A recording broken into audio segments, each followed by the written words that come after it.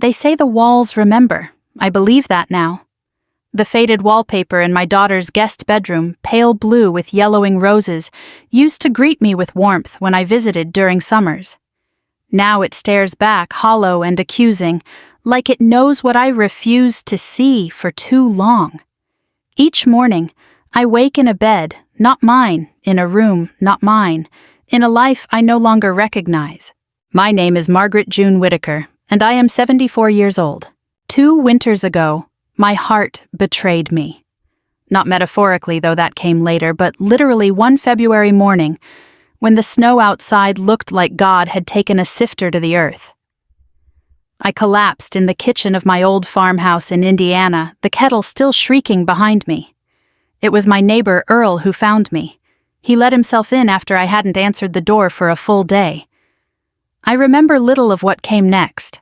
Sirens' lights, the sterile humming quiet of hospital walls, except for the moment I opened my eyes and saw my daughter Caroline standing beside the bed, mascara smudged and voice tight. "You can't live alone anymore, Mom." A simple sentence, a declaration, a beginning and an end. I moved into her home in upstate New York a week later. At first it felt temporary, though no one said as much. The house bustled with life. Caroline's twins stomping through rooms, the click of her husband's keyboard echoing from his home office, pots clanging in the kitchen that wasn't mine. I kept myself quiet, tucked in the corners, baking pies I wasn't asked for, folding laundry I didn't wear. Caroline told her friends Mom's recovering with us for a bit, as if I were luggage that would be picked up soon. But then my accounts were moved for convenience. My phone plan was changed. I wasn't consulted when the house was sold back home, the realtor's signature where mine should have been.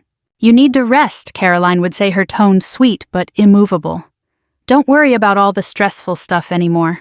We've got it." At first I was grateful. Relief is seductive. After a lifetime of raising children, managing bills, fixing leaking faucets, and keeping grief buried deep enough to cook dinner with a smile, being told to let go felt like a warm bath. But baths turn cold, and kindness when used as a leash begins to choke. The realization crept in slowly, like smoke under a door.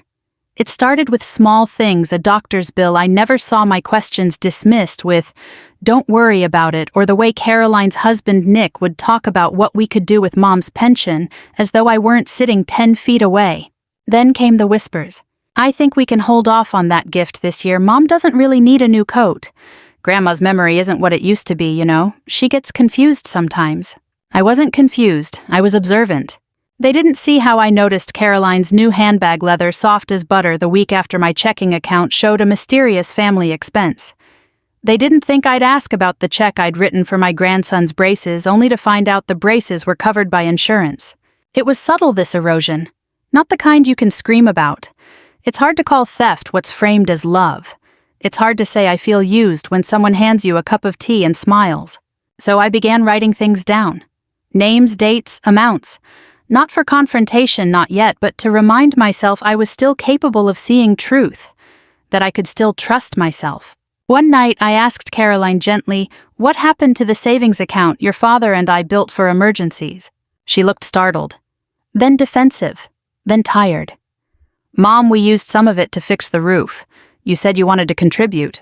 I had said no such thing, but she said it as if I had. The next day I checked the online account, or tried to. The password had been changed. When I asked about it, she laughed. "Oh, Mom, we don't want you stressing over all that again. Let us take care of things, please." And there it was. Not a knife, not a slap, but a smile with steel underneath. That night, I stared at the ceiling and wept silently.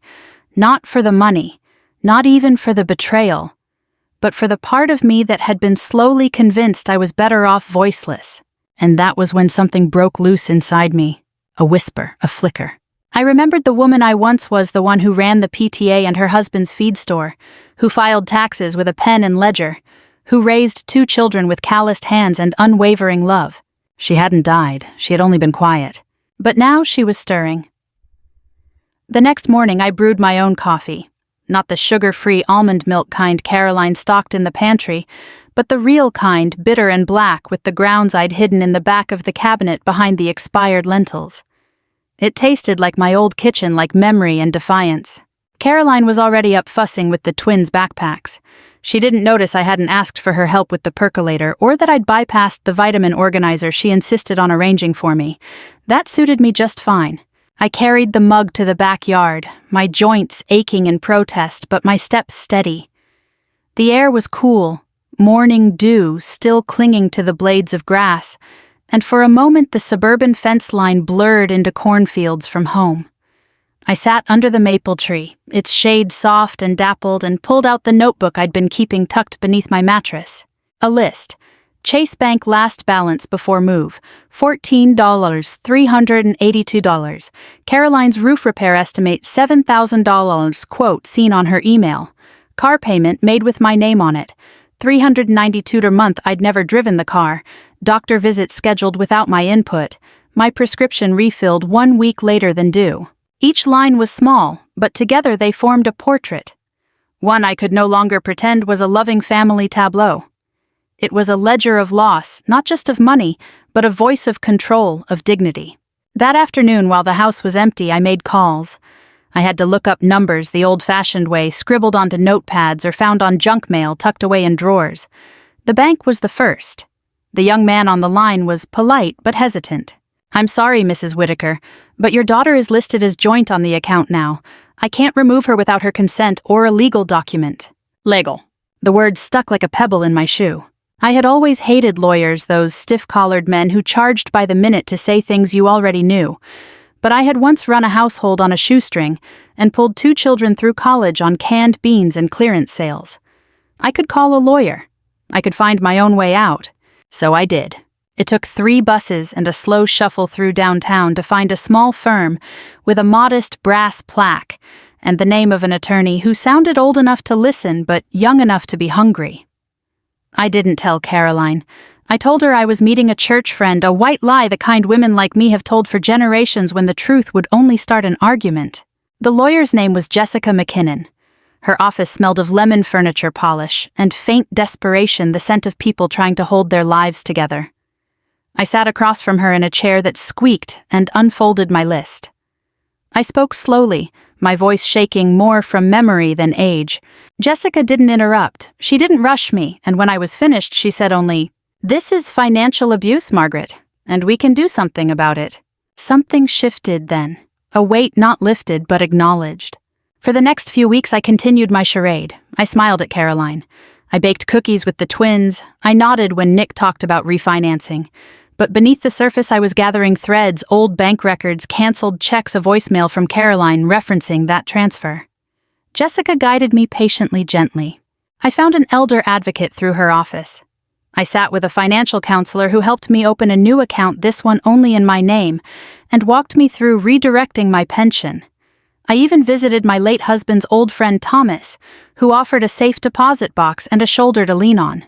It felt like building a raft piece by piece while still stuck on the sinking ship. But I was building. The confrontation came on a Sunday. Caroline found the empty envelope where the bank statements used to be and demanded answers. I told her the truth. "I am taking back what's mine. I love you, but I am not your checkbook. I am not your patient. I am not your responsibility. I am still me." She called me ungrateful. She cried. She begged. And when I didn't flinch, she grew cold. "You can't make it on your own, Mom. Where will you even go?" That night, I lay in bed and let her question settle into the dark. Where would I go? It turns out independence isn't always a place. Sometimes it's a room in a senior co-op with a locking door and a mailbox with your own name on it. Jessica helped me apply. Thomas co-signed, and within a month I had my own space. Not large, not fancy, but mine. And when I turned the key that first time and stepped into the silence, I didn't feel alone. I felt whole. It's strange the way silence can hum with life when it belongs to you. My new apartment was modest beige walls, thin carpet, and a balcony just wide enough for a folding chair and a single-potted geranium, but I loved it. No one told me what to eat, when to rest, or where I could place my reading lamp. The dresser drawers held only my clothes. The mail that arrived had my name on it and no one else's scribbled in the corners. The first few mornings I caught myself listening, waiting for the clatter of breakfast dishes, not mine, to clean, the sharp bark of Caroline calling for one of the twins, the low murmur of a conversation behind a door I'd been taught not to knock on. But nothing came. And that nothingness felt surprisingly like peace. I didn't tell Caroline I'd moved right away. The last conversation we'd had, her voice tight, mine measured, ended in a quiet, sharp finality. I'd sent a letter after that, handwritten on the stationery Thomas gave me. Caroline, I will always love you. But love is not control, and care should never be a currency. I am safe. I am where I need to be. Mom. She didn't reply. Some nights I'd think of her. Of the little girl who used to braid my hair while I peeled apples, who once saved her lunch money to buy me a plastic locket from the school fair. That child still lived somewhere inside the woman she'd become. I didn't hate her, but I couldn't let her keep the reins of my life any longer. The senior co-op was a curious place, a village of the quietly resilient. We weren't frail, we were seasoned. Women like me, mostly some widowed, some long divorced, a few never married. We met for tea on Tuesdays and hosted film nights where someone always fell asleep halfway through. I found a rhythm. There was Martha, who used to be a nurse and now taught watercolor painting in the lounge. Josephine, a retired accountant, offered to help me review my new budget. I hadn't budgeted since before the internet existed, and I was out of practice, but the numbers didn't lie. I could make it. Barely, but I could. Still, the first time I wrote a check without anyone watching, my hands trembled. Not from age, from disbelief. From the giddy, terrifying joy of doing something so ordinary, so mine. And then there was Sylvia. She moved in 2 doors down with her small black cat and her sharper wit. She had silver hair cropped close to her head and a laugh like a hornet's buzz, sharp, sudden, and impossible to ignore. She'd been through her own version of what I had, though, in her case, it was a son who believed her savings belonged to his startup dreams. I didn't survive 3 marriages and breast cancer just to be bled dry by a boy who still doesn't know how to use a dishwasher, she'd said, handing me a paper cup of instant coffee on my first community brunch. We became friends in the way older women do, no pretense, no performance. Just truth shared over puzzles, peppermint candies, and quiet walks around the building's courtyard. One evening, as we watched the sky turn the color of bruised peaches, Sylvia asked, "Do you miss them?" It took me a while to answer. "I miss the idea of them," I said. "Who I thought they were, who I hoped they could be." Sylvia nodded like she'd heard that before. Maybe in her own heart. I didn't hear from Caroline until nearly 4 months had passed. It was a voicemail left at 2 a.m. "Hi, Mom, just wanted to check in. I'm sorry, I don't know if you'll call back, but I wanted you to know I miss you. The boys do too. I didn't handle things well. I thought I was helping. Maybe I wasn't. I don't know, I hope you're okay." I listened to it twice. Then I pressed delete, not because I hated her, but because forgiveness, I'd come to learn, isn't always an invitation. Sometimes it's a quiet acknowledgement, a way to let go without reopening the door. That night, I fell asleep without tears, without fear, without wondering where my money was or whether someone had signed something in my name. I belonged only to myself. In the morning, I woke to birdsong and the smell of my own percolated coffee, strong and sharp. And for the first time in a long time, I didn't feel like someone's burden. I felt like someone's beginning. Spring came late that year. The trees outside my window had been slow to wake, as if unsure whether it was safe to bloom again. I understood that feeling. But when the blossoms finally came, it was all at once: pear trees flaring up in white lilacs, pushing open with their quiet grace daffodils, like drops of butter on the lawn.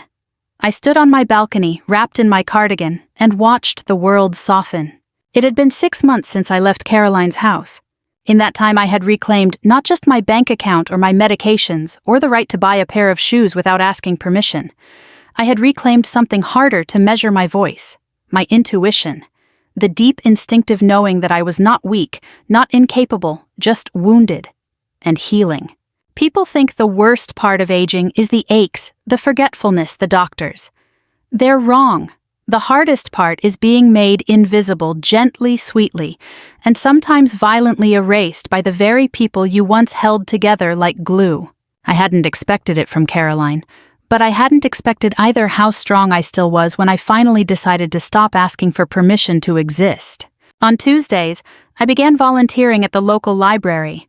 At first, I shelved books, slow and careful, enjoying the feel of crisp spines and ink-smudged pages. Then they asked if I'd help run a memoir writing group for seniors. Oh no, I'd laughed. I'm no writer. But the librarian, a kind man with crow's feet and a deep respect for the elderly, said, "You're a storyteller, that's more important." So I led the group. We sat in a circle, 10 of us, with notebooks and pens, coffee rings on the folding tables, and stories thick in the air. Some wrote about war, some about migration. One woman wrote about her years as a stagehand on Broadway in the 60s.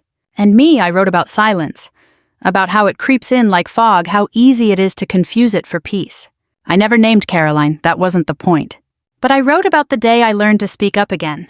One afternoon after class, I was packing up when I saw a woman waiting by the door, middle-aged, a little stoop in her shoulders. She looked nervous, like someone who had rehearsed what to say but now couldn't remember the lines. "Mrs. Whitaker," she said. "Yes. I've been attending the library talks. Just listening. My mother lives with us. She's 82, and I think I'm afraid I've been treating her more like a patient than a person." I said nothing, just waited. She swallowed. I thought I was helping.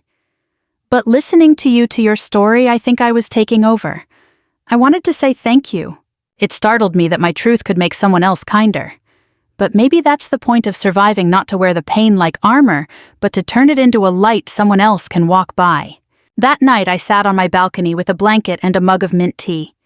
The stars came out slowly, one by one, like old friends returning home. I thought of Caroline's voicemail still lingering somewhere in the cell phone carrier's invisible ether. I thought of the twins, of birthday cakes and band recitals and snow angels we once made in the yard. And I felt love, not the clinging kind, not the kind that begs to be returned, but the kind that says, "I release you. I release me." My doorbell rang the next morning. It was Sylvia holding a bag of scones from the bakery downtown. "Coffee?" she asked. "Always." We sat in my kitchen, and talked about everything and nothing. Her son had tried calling too. "Apparently I'm selfish now," she said with a wink. "Good," I replied. "It's about time we were allowed to be." Later, after she left, I pulled out my notebook. I flipped to a blank page. The lines were neat waiting. I began to write, not for the group, not for Caroline, not even for the past, but for the woman I'd become. I am not a story someone else tells. I am not a cautionary tale or a sad old woman saved by grace. I am the wind that shifts the leaves, the voice that calls the birds home. I am here. I have always been here. I looked out the window. The tree in the courtyard was shedding its last blossoms. They fell slowly like confetti, like blessings, like a beginning.